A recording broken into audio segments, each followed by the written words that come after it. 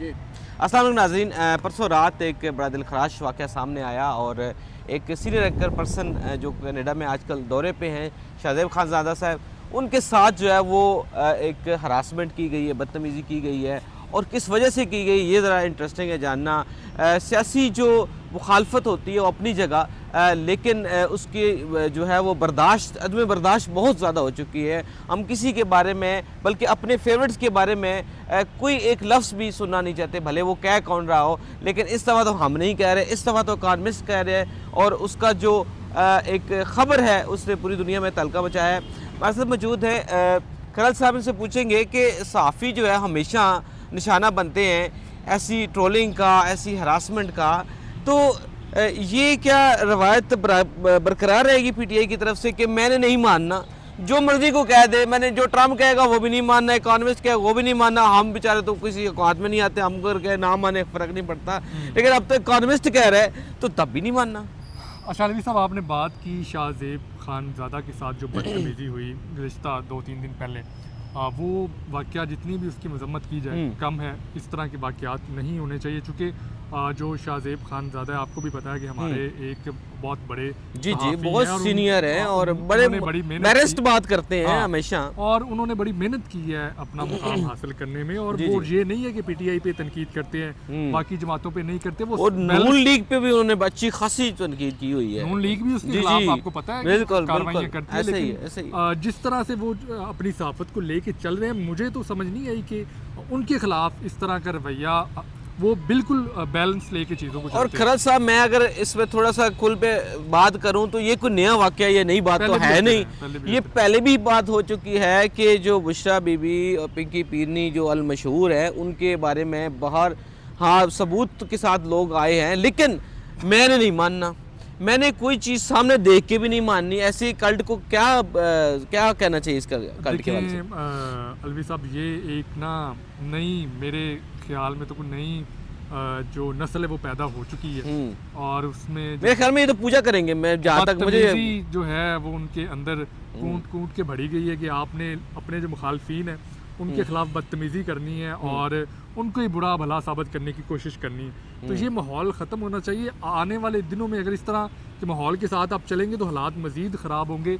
और इस तरह के जो वाक़यात हुए हैं शाहज़ेब खानज़ादा के साथ हुआ है, और भी हमारे जो लोग हैं, जो सहाफ़ी बरादरी है, उनके साथ भी हो सकता है, आपके साथ हो सकता है, मेरे साथ हो सकता है। तो इस चीज़ को हमें ख़त्म करना चाहिए। ये अब जो पीटीआई की लीडरशिप है, बानी पीटीआई तो जेल में है, जाहिर है जो बाकी लीडरशिप बची है उनको ट्विटर पे मौजूद है, बेशक जेल में है लेकिन ट्विटर पे मौजूद है। ही समझा दें अपनी जो नस्ल है उसको कि कम से कम ऐसी जो बातें हैं ना वो ना करें। अच्छा, यहाँ पे हमने ये अगर देखा जाए तो जो शाहज़ेब खानज़ादा साहब है बड़े कूल माइंडेड है, हमें इतनी तवक्को नहीं थी कि जितने कूल माइंडेड होकर जो है वो उन्होंने रिएक्ट किया। इवन बाद में उन्होंने सोशल मीडिया पे भी उस तरह से वो इजहार नहीं किया, लेकिन इजहार हमदर्दी तो सहाफ़ी बरादरी की तरफ से बनती है। आपकी फैमिली साथ हो, मेरी हो, इस तरह की कोई बदतमीजी करेगा तो हम बिल्कुल उसका जवाब देंगे।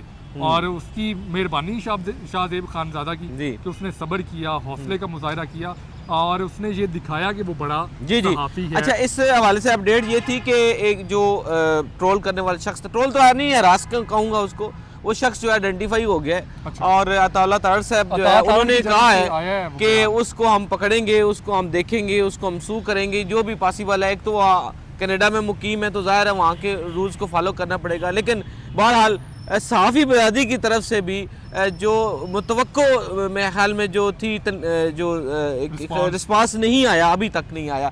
तो ये भी तो एक सहाफ़ी बरादरी के लिए भी तो अलमी है। सहाफ़ी बरादरी भी तो बटी हुई है ना, कुछ उस साइड पे है, कुछ उस साइड पे, लेकिन ये अच्छी बात है कि अता तारड़ की जानिब से रिस्पांस दिया गया और उन्होंने ये कहा है कि जो सहाफ़ियों के साथ बदतमीज़ी करेंगे या इस तरह की हरकत करेंगे उनके ख़िलाफ़ कानूनी कार्रवाई की जाएगी। ये एक अच्छी रवायात है और इसको ऐसे चलना भी चाहिए। अब देखना ये है कि वो उसको सज़ा मिलती है या नहीं मिलती।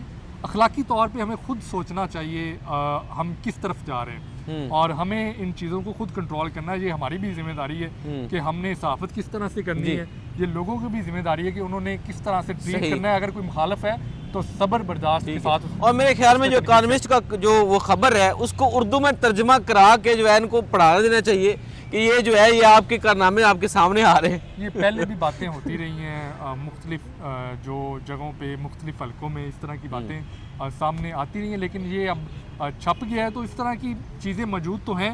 अब इसमें कितनी सच्चाई है ये तो आने वाला वक्त बता देगा, जो हुकूमत जो है इस पर मज़ीद लेकिन अगर कोई काला जादू था, अगर कोई रूहानी ताकत थी, तो मेरे ख्याल में अब भी उसको हम काम करना चाहिए था, और अभी भी जो है वो कुछ ना कुछ जेल के दरवाजे या कुछ ना कुछ तो खुला चाहिए अपने आप, कुछ ना कुछ तो होना इस चाहिए। हवाले से तो कुछ नहीं कह सकता कि उनके पास काला जादू है या नहीं है, लेकिन बहरहाल मुख्तलिफ हलकों में ये मुबैना तौर पे कह सकते हैं हम, चले ऐसे कह लें मुबैना तौर पर।